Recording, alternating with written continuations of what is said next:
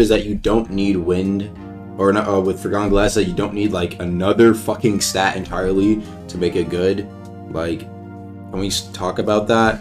I think the fact is that these elemental legendary weapons, they lose, right? They lose its value sometimes, right? And I'll explain that too. But they lose their value in terms of damage if they don't have like 100 in both, right? You're losing out on damage. And so that means there's a really strong incentive to have a lot of stat investment to make these weapons good, when you can just kind of, there's like another thing that kind of pushes people, I think, more towards no attunement, right? Why go something that forces you to have a lot of stat points in an element and an attunement, right? To make this legendary weapon work, when you can kind of just have 100 into something like just any sort of weapon choice or weapon stat of your choosing, and not really have to worry that much else about like, oh, well, I'm losing damage because I didn't go 100 into this element, right? You see what I'm saying? Like the 3-star damage deferred Forgotten Gladius is just a lot easier of a pick, because all I have to do to get the full damage is just get the 3-star damage deferred and then get 100 stat. But with to get like 100% of the full potential of these legendary weapons, you kind of need 100 in both. I mean, I know some people do 180, but now you're doing like even less damage than if you just put 100 into a deferred 3-star Forgotten Gladius. So like, why the fuck would you ever? You see what I'm saying?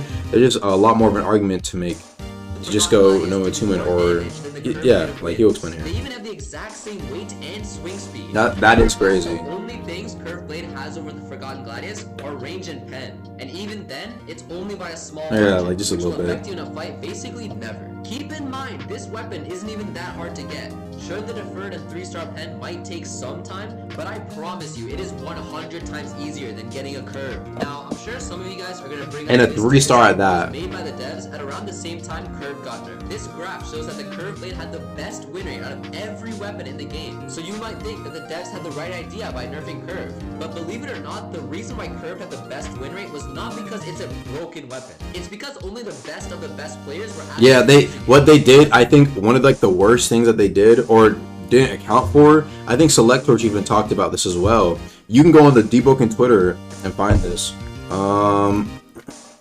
Deepwoken Twitter. Let's go. If you go on the deepwoken Twitter, you can find this very easily, right? Let me take a look. Right.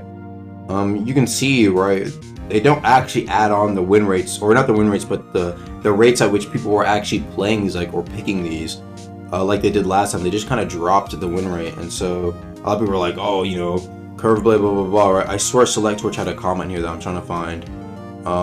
Whatever. Anyway, Select Torch was like saying like, yo, like, this doesn't mean that these all deserve nerfs, right? Like, look at Alloyed Halberd as another example, right? Is Alloyed Halberd really that busted?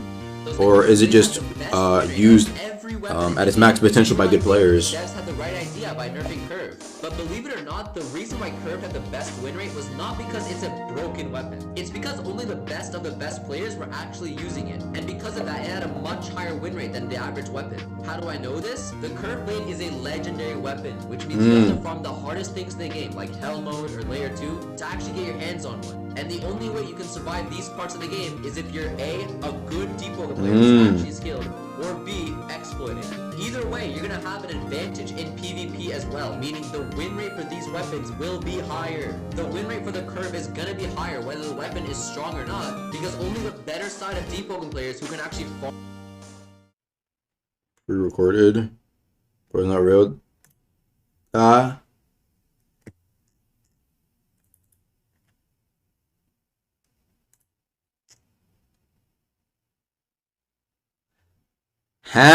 Well, yeah, where's the video capture?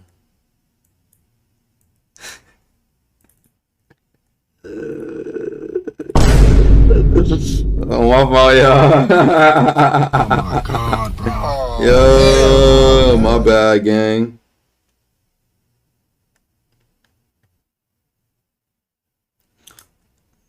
Farm and survive will be able to use the weapon. To really drive my point home, look at the graph one more time. Do you notice out of the top 6 weapons, 4 of them are legendary? This could mean that the weapons are too strong, but you have to keep in mind that since they're legendary, only the Been hella out of it recently? How have I been out of it? going to be using them, which is exactly why I think the curve nerf was way too much. So yeah, that's it for the video. I hope you guys enjoyed. Comment down below whether you agree with what I said. That's pretty good. I know this video is really controversial. I might get a bunch of hate for this, I'm not gonna lie.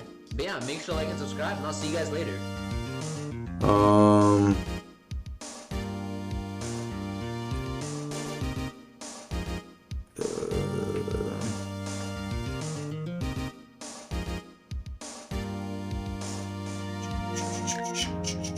Stop using this weapon. When I don't know. I think they just need to give the what is it called? I think they just need to give the legendary weapons like cool unique crits or like a cool effect. That's it. If y'all enjoyed the video, make sure to go click on these other videos, man, and I'll see you guys later. Peace.